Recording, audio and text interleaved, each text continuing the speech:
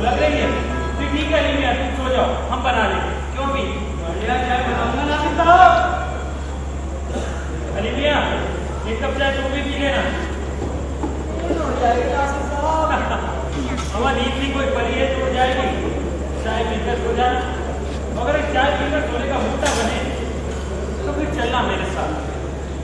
लाहौर से मुलाकात तो रात में ही होगी। अलग क्या लेंगे नासिर साहब? जावेद, क्या हुआ? वहीं का इंतकाल हो गया है। अरे कैसे? कब? मेरे डॉक्टर फारूक को ले आए, उन्होंने इंजेक्शन और दवाई दी, तभी अचानक दर्द इतना बढ़ गया। हौसला रखो जावेद। अमीर मियां, जरा हिदायत साहब का खबर कराओ और नकीब मियां से भी कह देना। जावेद, तुम किधर से आ रहे हो? खबर करिए, करीब चाचा को ही चला जाए। मनु वहाँ का या कोई रिश्तेदार भी तो नहीं है। अरे हमसे कौन है? उनके रिश्तेदार ही तो है। सब हो जाएगा। अली मियां, जरा मौलवी साहब को खबर कराओ और गब्बर मियां से भी कह देना। बहुत अच्छी। नासिर मियां, ये क्या हो गया है नासिर मियां का? बदलने के लिए बच्ची की मौत से डरती है। अरे सब हो जाएगा, सब उनके साथ हैं, सब हो जाएगा। लेकिन अब करेंगे क्या? क्या मतलब? अरे हम का बाप जो शहर का पुराना सुल्तान था, वो तो कहाँ नहीं, कहाँ मकानात हो चुके हैं। ये तो बड़ी मुश्किल हो गई है। और असली और दूसरी रास्ते में मानवी तो नहीं है और शहर में कोई दूसरा हिंदू भी नहीं है। ये बात तो है, हिंदुओं में क्या कैसे होता है, क्या रस्में होती हैं, ये तो हम लोगों को मालूम नहीं है। अरे असली मुश्किल तो शमशान की है। जब शमशान ही नहीं रहे तो आप ये सुन कैसे रहो?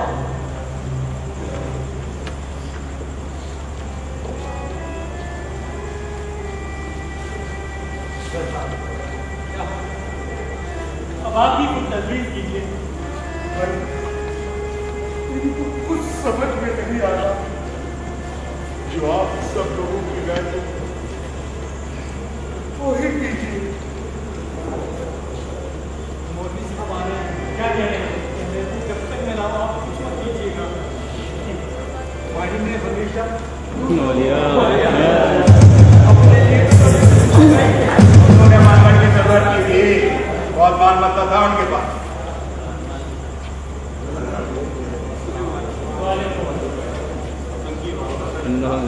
जी हाँ। आप लोगों ने क्या तय किया? रामू का पास पुराना शमशान घाट तो कहा नहीं और शहर में कोई दूसरा हिंदू भी नहीं है जिससे कुछ पूछा जा सके और ना ही हमें हिंदुओं की रस्म रिवाज का पता है। अब ऐसी हालत में तो यही मुनासिब समझते हैं कि मजलूमा को बड़ी इज्जत और एहतराम के साथ सुपुर्द खाक कर दिया जाए। क्या मजलूमा मुसलमान नहीं नहीं मौला, फिर आप अगर दफन कैसे कर सकते हैं? और क्या करेंगे जी? यही मैं आप लोगों से पूछ रहा हूँ। मौला, तुम्हारी तो कुछ समझ में नहीं आ रहा। देखिए, वो नेक औरत अब मर चुकी और मरते वक्त वो हिंदू थी, उसकी आखिरी रस्म भी उसी तरह से होगी। वाह जी वाह, अच्छी तालीम दे रहे हैं आप। देखिए, वो नेक औरत अब मर चुकी, आप उसकी मैयत के साथ जो चाहे सलूक कर सकते हैं। चाहे तो उसे दफन कर दीजिए या फिर करके याद कर दीजिए, चाहे तो टुकड़े टुकड़े कर डालिए। इससे उसके ऊपर कोई फर्क नहीं पड़ता, उसके ईमान पर कोई आंच नहीं है। अलबत्ता आप लोग उसके साथ क्या करते हैं, इससे आपके ईमान पर जरूर आंच आता है। मुर्दा चाहे किसी भी मजहब का हो, उसका एहतराम करना हमारा फर्ज है। और जब हम किसी का एहतराम करते हैं तो उसके मजहब और यकीन को ठेस तो नहीं पहुंचाते। आप वजह फरमा रहे हैं मौलाना। इस्लाम यही कहता है, इस्लाम यही तालीम है कि हिंदू मुर्दी के पीछे से रात और सब करते थे। इस्लाम तुम्हें खुदगर्जी नहीं सिखाता है बेटा।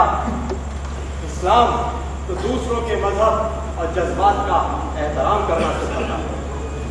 और अगर तुम एक सच्चे मुसलमान हो तो ये करके दिखाओ। कुफ्फार और मुशरिकों के साथ मुआहदा पूरा करना परहेजगारी की शान। वो गाल का ये कुफ्र है ये। गुस्सा और अक्ल कभी एक साथ नहीं आते। मैं आप लोगों से पूछता हूँ, आप में से कितने लोग हैं जो ये कह सके कि रतन की वालदा आपके कभी कोई काम ना आई, या कि उसने आपकी कोई खिदमत ना की, या कि उसके आप पर कोई एहसान, वो औरत जिसके आप सब पर एहसानात है आज मत, उसने आपको अपना बच्चा समझा था। आज जब वो मौत के आगोश में सो चुकी है, क्या आप उसे अपनी माँ मानने से इनकार कर दोगे? और अगर वो आपकी माँ है तो उसका जो भी मजहब था उसका एहतराम करना आपका फर्ज है। आप वजह फरमा रहे हैं मौलाना साहब। मैं कौन नहीं दूंगा, हर जैसे हाँ दूंगा।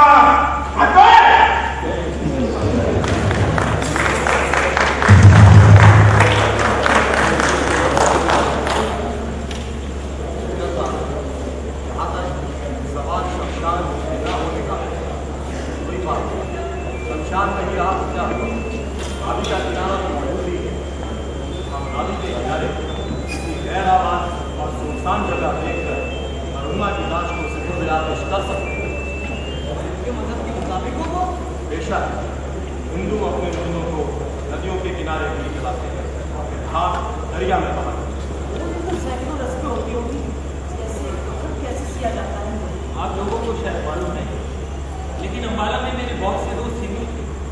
उनके यहाँ कफन को काटा या किया नहीं जाता, बल्कि एक बड़े से टुकड़े में मुर्दे को लपेट दिया जाता है और उसके बाद ठंडी पर रखकर कब्जा ले जाते होंगे, क्यों ना देता? जी। ये ठंडी क्या होती है? मछली एक किस्म की सीढ़ी होती है जिसमें कुछ डंडे लगे होते हैं। तो ठंडी बनाने का काम तो किया ही जा सकता है। अगर आप अपना चाहते हैं तो मैं ठंडी बनाऊं? हाँ हाँ जरूर। ठीक है, तो नदियों को रावी के किनारे में पहुंचा देता हूँ। बिस्मिल्लाह। तो आप नदियाँ रावी के किनारे रखो। जी। मौलाना साहब, मेरे ख्याल से हिंदू मुर्दों के साथ कुछ और चीजें भी जलाते हैं, शायद जैसे आम की पत्तियां। आम की पत्तियाँ ही नहीं मिर्जा साहब, कुछ और पत्तियाँ नहीं जलाई जाती। जाने दिया आप उन सब पत्तियों का इंतजाम कीजिए। क्या हिंदुओं के यहाँ मुर्दों को नहलाया भी जाता है? जी हाँ, नहलाया जाता है। उनके यहाँ हमारी तरह गुस्ल तो होता नहीं, लेकिन हाँ नहलाया जरूर जाता है। नहलाने से मुराद यही है कि मुर्दा पाक साफ हो जाए और उसमें कोई गलाजत ना रहे।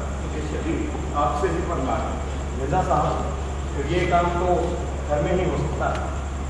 जी मैं बेगम से कह दूंगा वो गुस्ल की तैयारी कर ले। नासिर साहब, मुर्दे के साथ और किन किन चीज़ों को जलाया जाता है? ये हाँ मौलाना याद आया, असली की डालकर मुर्दे को जलाया जाता है और बड़ा लड़का आग लगाता है। मरहुमा का तो कोई लड़का यहाँ है नहीं। सिकंदर मिर्जा साहब को वो अपने बेटे की तरह समझती थी। मेरे ख्याल से ये काम इन्हीं को अंजाम देना चाहिए। बेशक मिर्जा साहब, अब ये रसूल आप ही अदा करें। जी बहुत बेहतर मौलाना साहब, जनाजे के साथ राम नाम सत्य कहते हुए जाना पड़ेगा।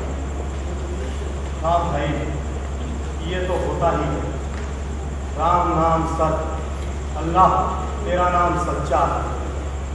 पुकारा शंख ने जिसको, अजाने दी सदा जिसको, वही भगवान हिंदू का, कहे मुस्लिम खुदा।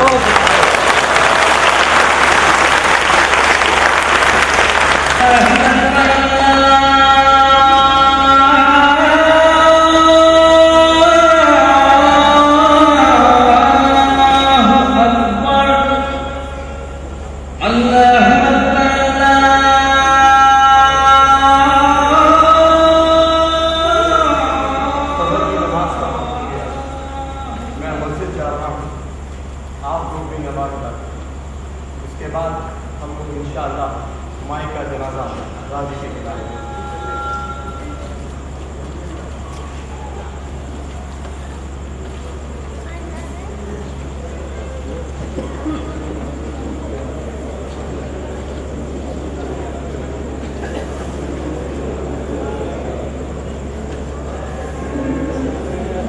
बहुत बड़े